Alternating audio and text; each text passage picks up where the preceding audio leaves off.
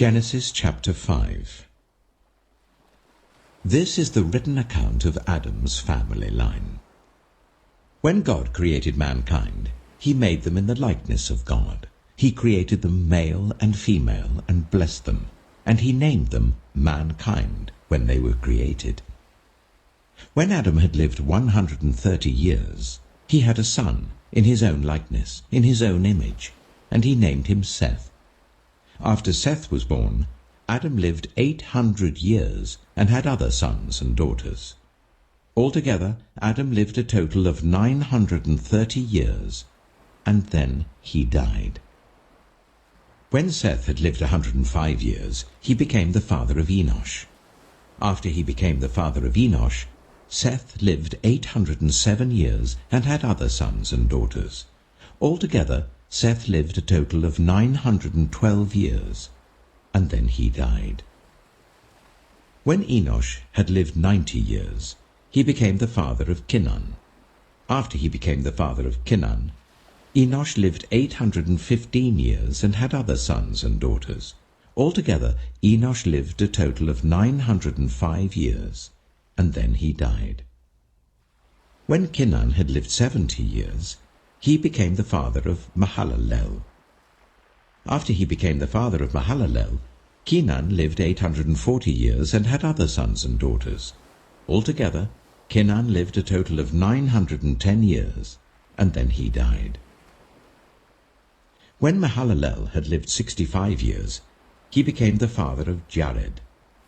After he became the father of Jared, Mahalalel lived 830 years and had other sons and daughters. Altogether, Mahalalel lived a total of 895 years, and then he died. When Jared had lived 162 years, he became the father of Enoch. After he became the father of Enoch, Jared lived 800 years and had other sons and daughters. Altogether, Jared lived a total of 962 years, and then he died. When Enoch had lived 65 years, he became the father of Methuselah. After he became the father of Methuselah, Enoch walked faithfully with God 300 years and had other sons and daughters. Altogether, Enoch lived a total of 365 years. Enoch walked faithfully with God. Then he was no more, because God took him away. When Methuselah had lived 187 years, he became the father of Lamech. After he became the father of Lamech, Methuselah lived 782 years and had other sons and daughters.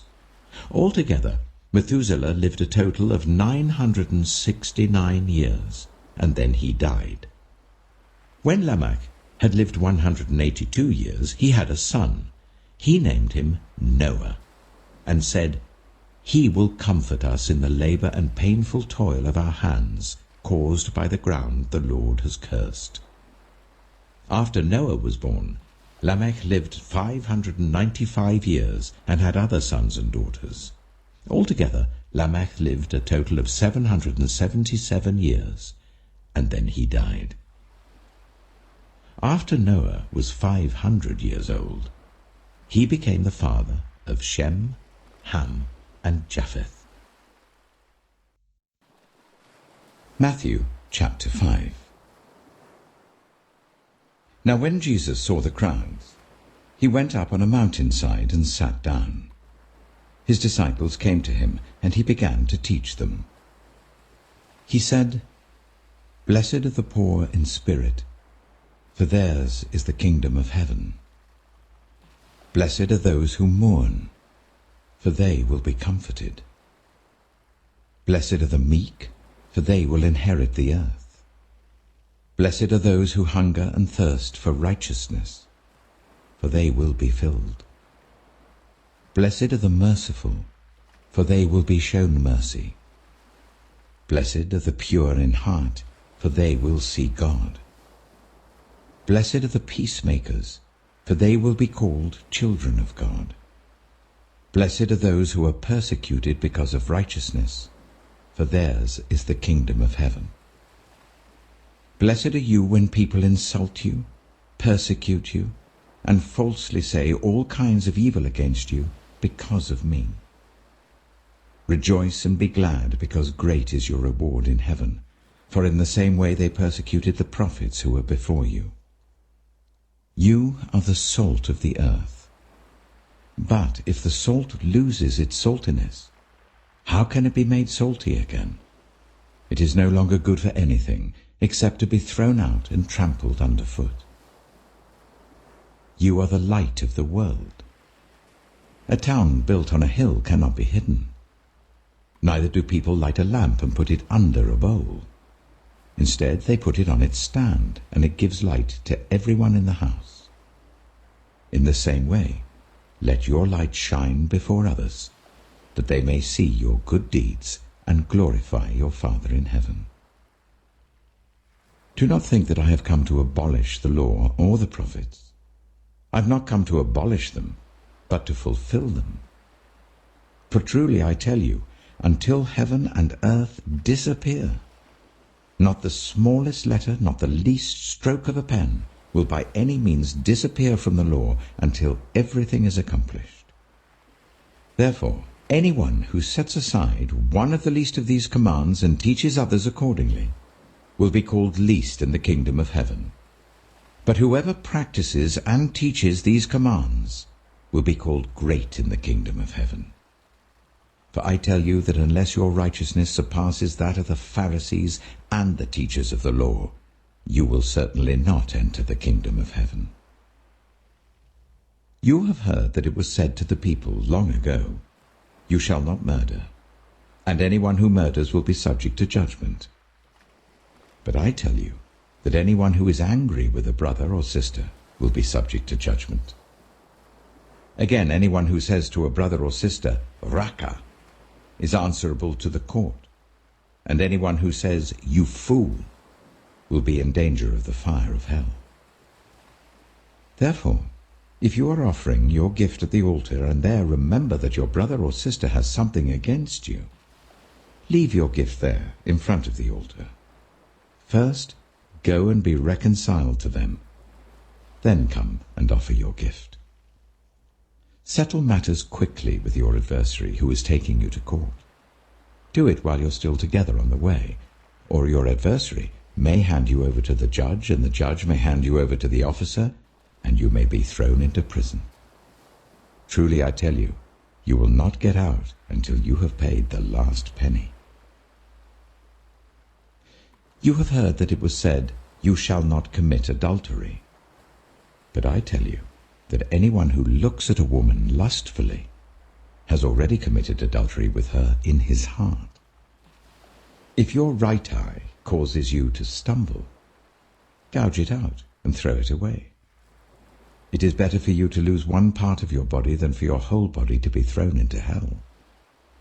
And if your right hand causes you to stumble, cut it off and throw it away. It is better for you to lose one part of your body than for your whole body to go into hell. It has been said, anyone who divorces his wife must give her a certificate of divorce. But I tell you that anyone who divorces his wife except for sexual immorality makes her the victim of adultery, and anyone who marries a divorced woman commits adultery. Again, you have heard that it was said to the people long ago, "Do not break your oath, but fulfill to the Lord the oaths you have made." But I tell you, do not swear an oath at all, either by heaven, for it is God's throne, or by the earth, for it is his footstool, or by Jerusalem, for it is the city of the great King. And do not swear by your head, for you cannot make even one hair white or black. All you need to say is simply yes or no. Anything beyond this comes from the evil one. You have heard that it was said, "Eye for eye and tooth for tooth." But I tell you, do not resist an evil person. If anyone slaps you on the right cheek, turn to them the other cheek also. And if anyone wants to sue you and take your shirt, hand over your coat as well. If anyone forces you to go 1 mile, go with them 2 miles. Give to the one who asks you, and do not turn away from the one who wants to borrow from you. You have heard that it was said, 'Love your neighbor and hate your enemy.' But I tell you, love your enemies and pray for those who persecute you, that you may be children of your Father in heaven. He causes his sun to rise on the evil and the good, and sends rain on the righteous and the unrighteous. If you love those who love you, what reward will you get? Are not even the tax collectors doing that? And if you greet only your own people, what are you doing more than others? Do not even pagans do that? Be perfect, therefore, as your heavenly Father is perfect.